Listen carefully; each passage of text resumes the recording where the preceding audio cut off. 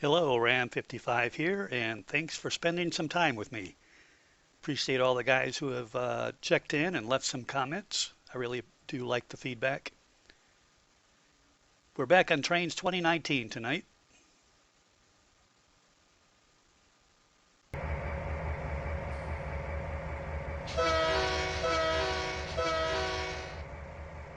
This is the Tidewater Railroad, a route that's been created by Jointed Rail. And tonight we're chasing Jane. She's driving a GP38-2 for the Tidewater Railroad, and she's going to be breaking down the Norfolk Southern manifest train that came in just a little while ago. And basically the three cuts of cars, the three basic blocks of cars that were left in our yard by that train were the cars that are staying here in Tidewater to be delivered to the local industries. A block of cars going up to River Point as basically an interchange. Tidewater is a bridge route, basically. It's a short line.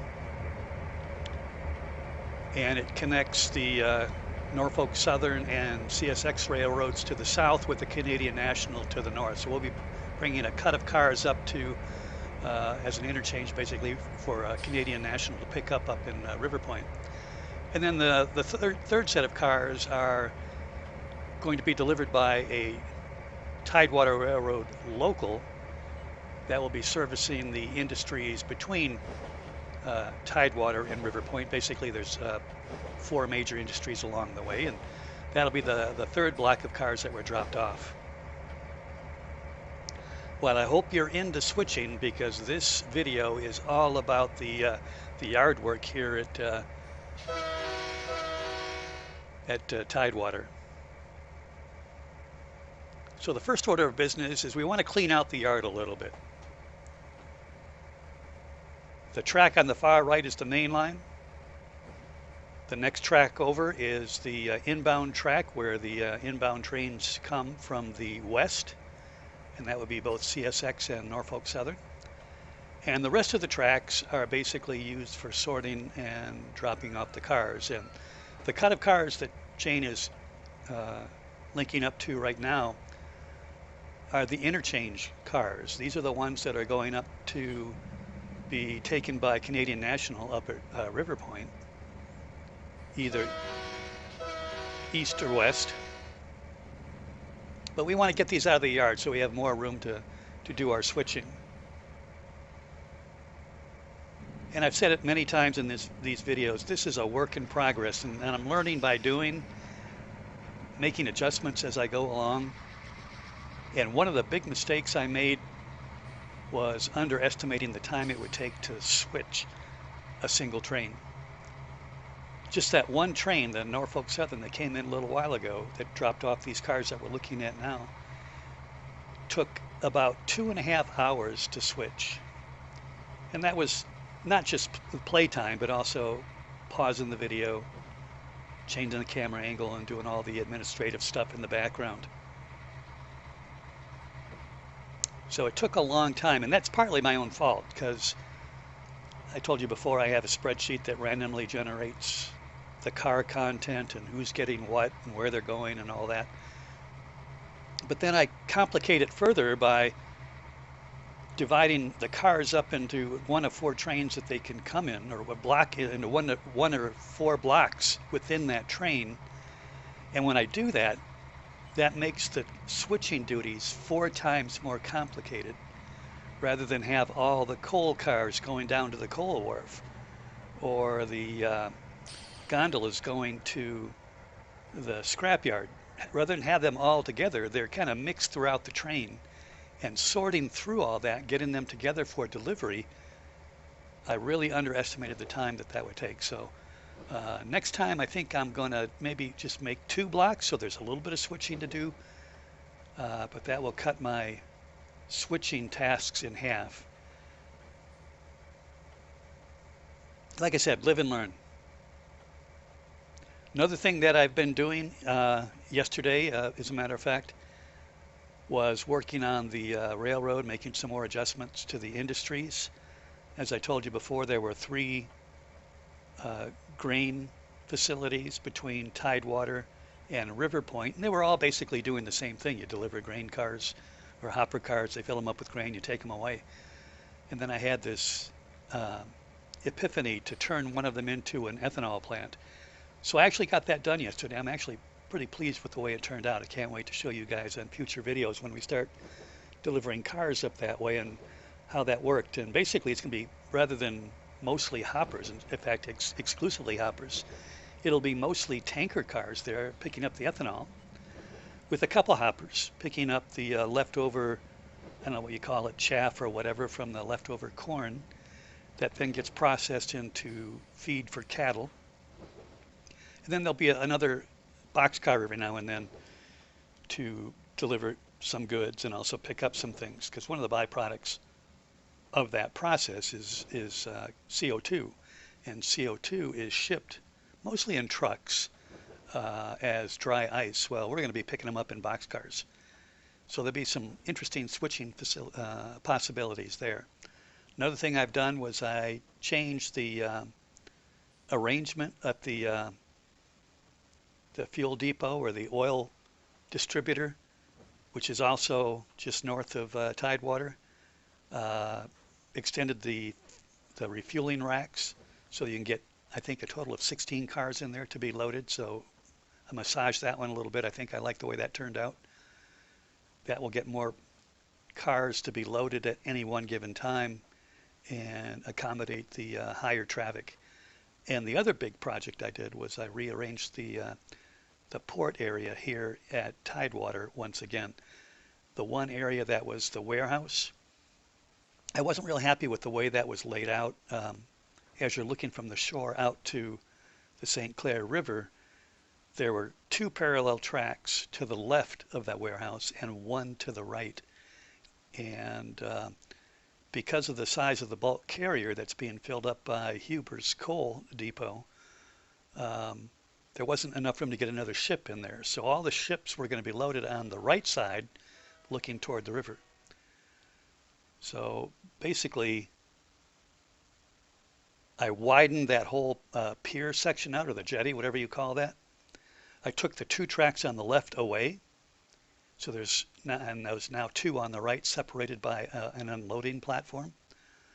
And then on the left side of the warehouse, rather than being serviced by rail, it's all going to be serviced by trucks. So I put a bunch of big old semi-trucks in there to be picking up goods from the warehouse or dropping them off for shipment. So that was how I spent yesterday, is rearranging once again the industries here on the route. And like I said, I'm pretty happy with the way they turned out. But this video is going to be all about switching. And if switching is your thing, you're going to like this video. But it does get to be really tedious. It's back and forth, shuffling here, shuffling there. So basically, once we get these cars delivered from the north yard up to the south yard up to the north yard, I'm going to put this video into high gear. It's going to go 4 times the rate because you don't want to watch me switch the yard for an hour and a half. So it'll go 4 times the speed. You'll get the gist of everything that I did, but it'll be at a higher speed. And the reason we're bringing these interchange cars up to the north yard here at Tidewater is the south yard does not have any trains that go up to River Point. All the points going north come out of the north yard. So we got to move these interchange cars up here, and they'll be picked up by a specific locomotive to deliver the stuff up to River Point. Same thing for the locals. The locals going to serve the grain industries, the oil industry, and the ethanol industry all have to leave from the north yard here. So all the sorting that we do down in the south yard, anything going north has to be brought up here, which is what Jane's doing right now.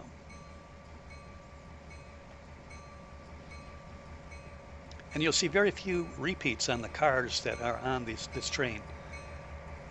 I have probably close to 100 cars, maybe even more, that I randomly pick my consist from. So it gives a lot of variety.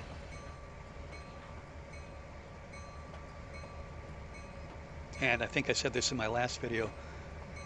I want most of the cars on a particular brand of train, whether it's Norfolk Southern, CSX, or Canadian National. I want about 60% of the cars to be from the home railroad. So this train here is going to have a predominance of Norfolk Southern, because that's the train that brought them in.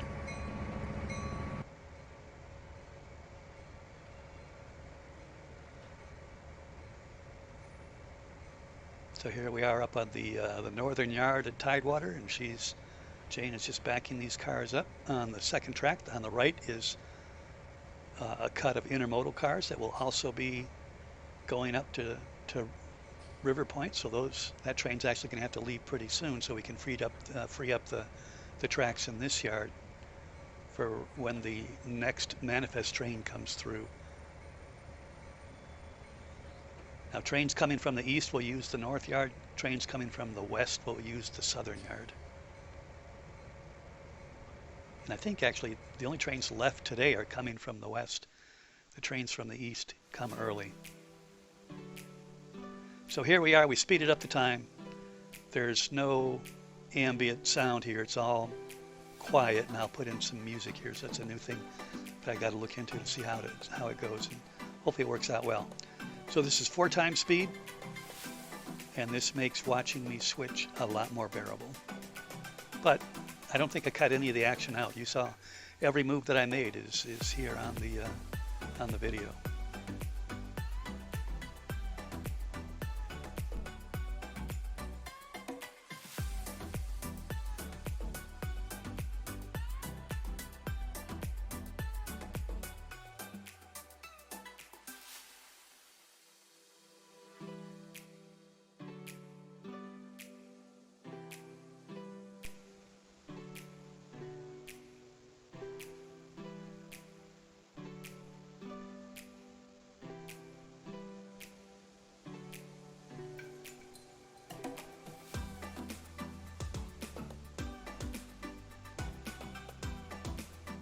So Jane is taking these smaller cuts of cars and figuring out where they're going, how to sort them, putting all the cars going to one industry together, which will make switching the industry easy.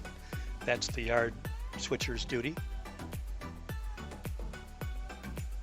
And there'll be 3 general cuts of cars that she'll be sorting here. There'll be cars that will be heading up to River Point. There'll be cars that are going to the middle ground, those grain facilities and the ethanol facility.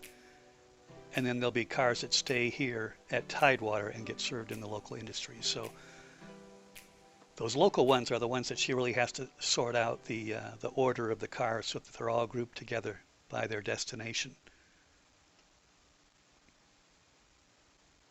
The ones that are going to the middle ground, as we'll call it for now, that will be sorted up in the north yard once those cars get moved up there.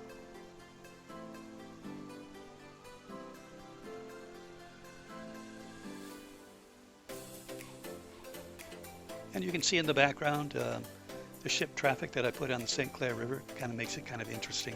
Just a fun thing to do. Has nothing to do with the operations here, but I think it's kind of cool to see the traffic going by.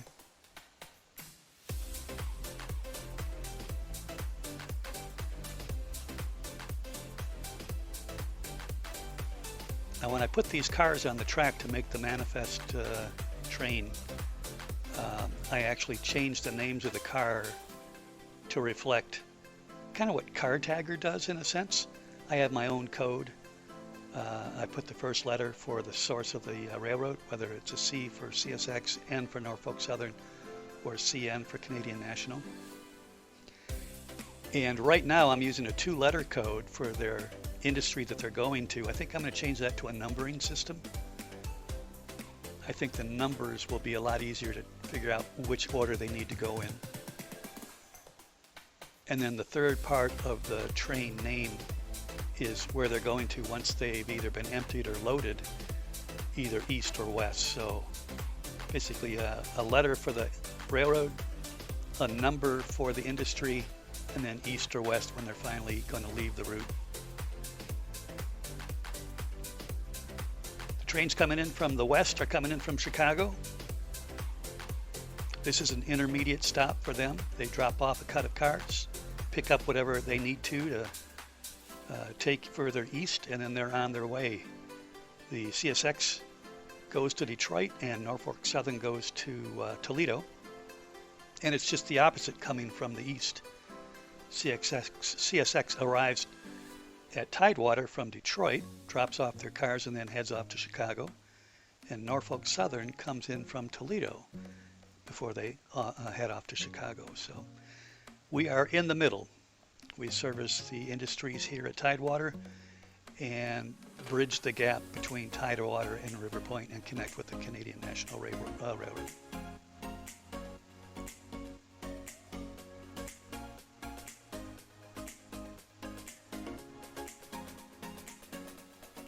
There you can see the codes that I have hovering above the railroad cars. Control N identifies the name of the car, and in my case, since I renamed them, it reveals the code.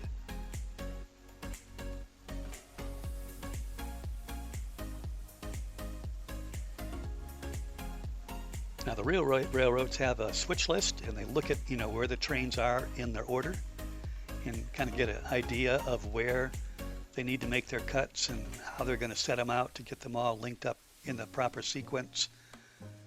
I don't have that. It'd be easy to do, but it'd be just another set of paperwork. So basically I switch using the name of the car that has the code on it.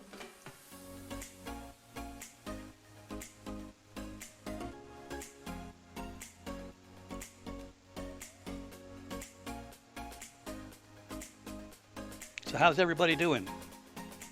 Hope everybody's doing well. We've had a couple cases of COVID where I'm working. Some of the other physicians that I work with, their families come down with COVID, so they put themselves into isolation. Knock on wood, I have not had COVID, even though I've worked with COVID patients. And hopefully you guys are all doing well and dodging that bullet as well, even though it's not as bad as it used to be.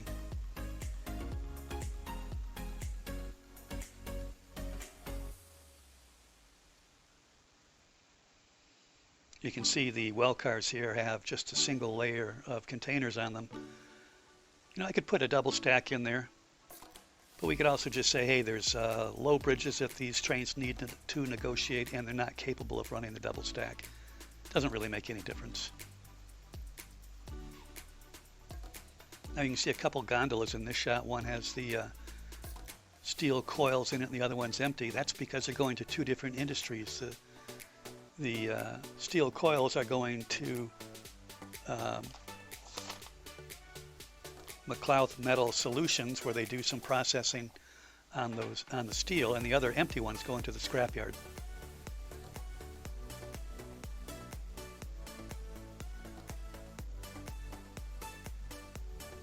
One thing that happened when I reconfigured the industries down at the port here in Tidewater is it changed the number of cars that each of the industries is able to accommodate, particularly the warehouse area. That had just 3 tracks, 2 on one side, 1 on the other, and could accommodate a lot of cars.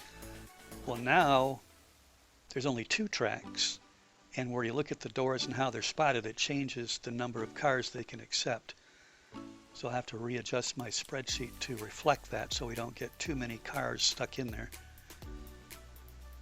I don't mind a little bit of overflow. There's some storage up here we could do on the Tidewater yard and cycle them down there as the cars get emptied or loaded. But again, it's going to be massaged. I'm making mistakes. I'm figuring out as we go what works, what doesn't. And that's part of the fun, right?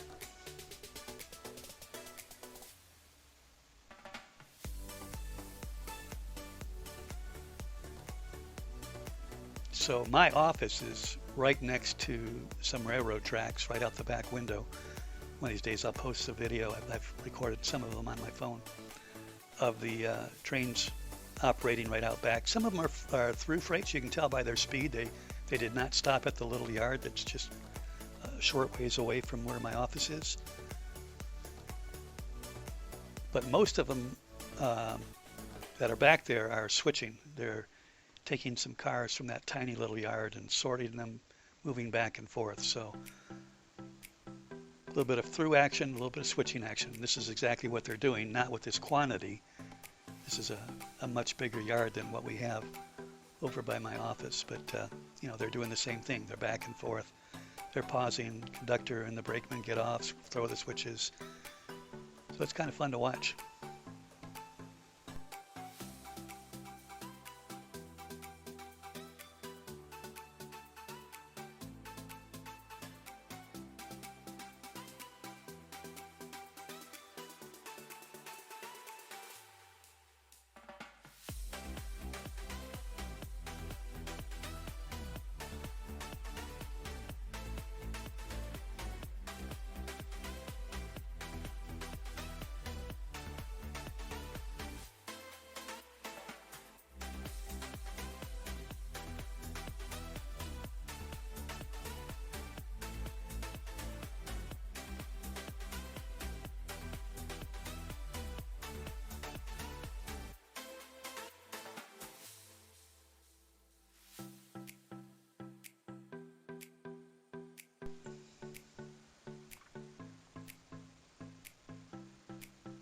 So again, I'm using the rail driver.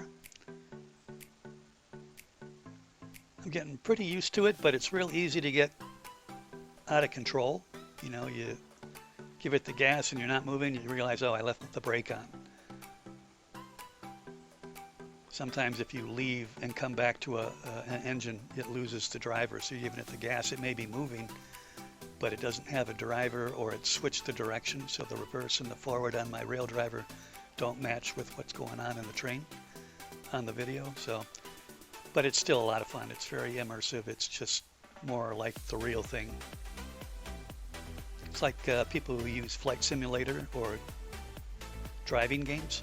You know, they got the wheel, the brake, the accelerator, shifters. You know, they got a flight yoke and throttles and stuff like that for flight simulator. It just makes it so much more fun, more realistic, and a lot more enjoyable. And that's the same way with the rail driver.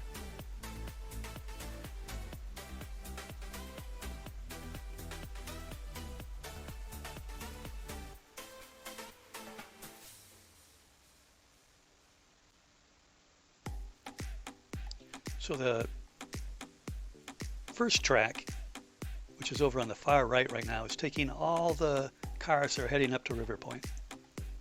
So their first letter after the train name will be R. All the industries up there start with R for River Point. So they're all being put over on the first track. And they're not sorted in any particular order. Once they get up to River Point, we'll have the switchers up there kind of sort them out. The one over on the far right that she's actually attaching to now, that is basically the cars that are going to be delivered by the local train, all the industries between Tidewater and River Point. So, and everything else in the middle is just kind of, right now, kind of haphazard, putting them wherever it seems like it works to get them sorted properly. However, the next time I do this, I think I'll do it completely differently. I've got multiple destinations in the same track, and what happened was that some of the cars got blocked in and locked in, and I couldn't really sort them very easily. So I think in the future I'll try to put one industry on one track as much as possible, and that will make, I think, the sorting process much easier. You'll see at the end of the video, I actually had to do a runaround to get some of the cars in the proper order on the opposite side of the train. So we're switching the east side of the yard right now, but the trains, or the cars that are being delivered to the port area, which is in the distance there, actually leave from the west side.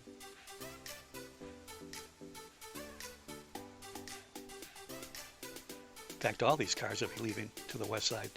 Everything going up to the north yard from the south yard here. Actually, the only connection between the two yards is to the west. All the industries at Tidewater Port are to the west, and also the intermediate all leave from the north yard. So they all will be departing this yard from the far end. The only thing that will actually be leaving from the east will be any cars that we leave out to be picked up by trains heading east.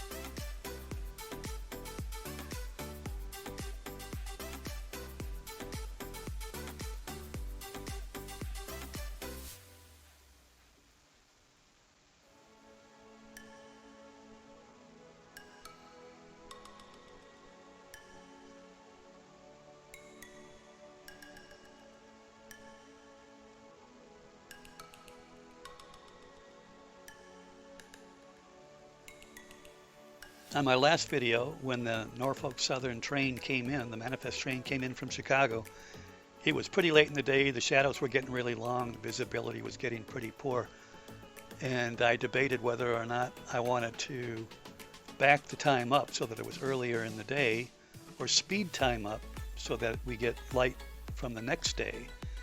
And one of the viewers suggested they prefer me to move it forward, and I was torn, which way do I go? But I think what I did was move it back so we're earlier in the same day.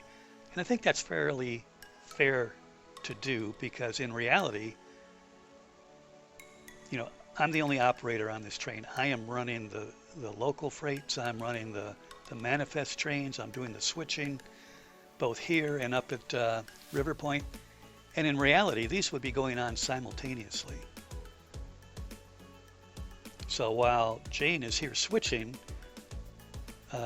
Jessica up at River Point would be doing her own duties. So I think it's fair to back the time up. Really, what I want to do is have a 24-hour operation, 1 day's worth of cars come in, and see where we are at the end of the day. How are the yards filled up? How are the industries filled up? And kind of make an assessment on whether I need to adjust how many cars that get ordered. And right here's kind of an interesting thing. I tried kicking these cars down that track. Because these are the cars that need to go all the way down to the other end. I tried to kick them down, and I think I went to about 8 or 9 miles an hour, cut them loose. And I don't know why, but they stopped fairly quick. It's almost like they had a brake dragging, because I would have thought they would have rolled much further than that. So they didn't make it hardly a third of the way down the track. So now I still got to go down and grab them from the opposite end. You can see how big this yard was. I was concerned that maybe the yard was, I made it shorter. I was concerned that maybe I made it too short. In reality, I don't think that's the case, because this is the switching duty, and you can see that we're just basically using up maybe a third, maybe, of the yard here. Now, certainly it gets a little bit tight when the manifest train comes in and drops off their cars. They will take up an entire length of track, but we got enough tracks there that we can accommodate them. But you can see here the switching duties and getting the cars in order for local deliveries is just taking up a very small chunk of this yard. Most of it is unoccupied. So I'm happy with the compromise on the length of these yard tracks. And I think I measured them the other day. See if I can find it real quick. Seem to have lost that sheet of paper. But I want to say that they were about 2,500 feet long. And for switching duties, look at this. Mostly empty track. Plenty of room. So I don't think I'll make them any longer or shorter. I think we'll keep them the way they are. But again, work in progress. If I find out later that it's not enough or we need to make some tweaks, we'll go ahead and do that. So we're getting close to the end of this video, because once she backs this cut of cars up onto the cars that are already sorted and ready for delivery here at River Point, her switching duties will be done. The next thing will be delivering to the industries down at the port. We have to run a local train and also a dedicated train running up to River Point. So I want to thank you guys for tuning in. Leave some comments. Again, I appreciate the comments that you've already made. Thanks for tuning in. Give me a thumbs up, give me a like, subscribe if you haven't already, and we'll see you next time.